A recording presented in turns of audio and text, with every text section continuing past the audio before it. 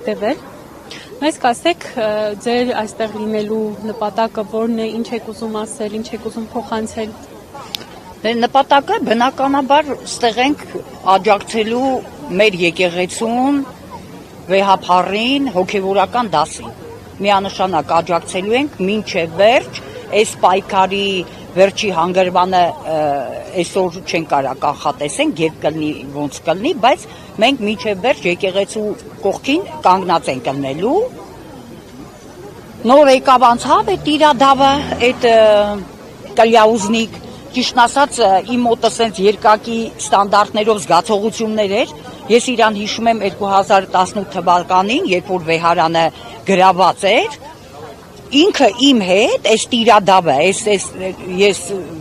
չգիտեմ, մինչև վերջերս իրան սրբազան էի ասեմ, բայց արդեն լեզուս չի պտտվի իրան սրբազան ասեմ, որտեվ ինքը այդ սաղ կարմիր գծերը անցավ, բայց զարմանալի սենց շրջադարձա 18 թվին, ես որ իրան հիշում եմ, ինքը քացիներով, բոքսերով ոնց էր պաշտպանում իր եկեղեցին, ու այսօրվա այս շրջադարձը իր այս շատ մութ անհասկանալի բաներ կա, բայց ամեն դեպքում այսօրվա իր պոզիցիան հայտնի է, ինքը անարգանքել է արժանի, եթե ես կարենայի կխփեի, առանց վախենալու, թող ձերբակալեին ինձի, թող իրանք հասկանան, որ այդ իրանց այդ ընդարմացած վիճակը, որ մտածում են, որ այս ժողովուրդը ազգը 100%-ի մեջ է զոմբիացած ու իրանք անպատասխան են մնալու, հույսը դրանից կդրեն, անենց ագրեսիա կա, ուղղակի ես կինեմ, ինձ թույլ տվիմ էլի ինչ-որ բղավել ինչ-որ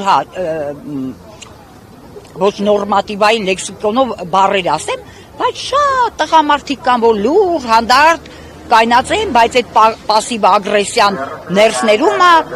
ու անգրագետ չեն, մեր ազգի պատմությունը ինքը շատ լավ գիտի,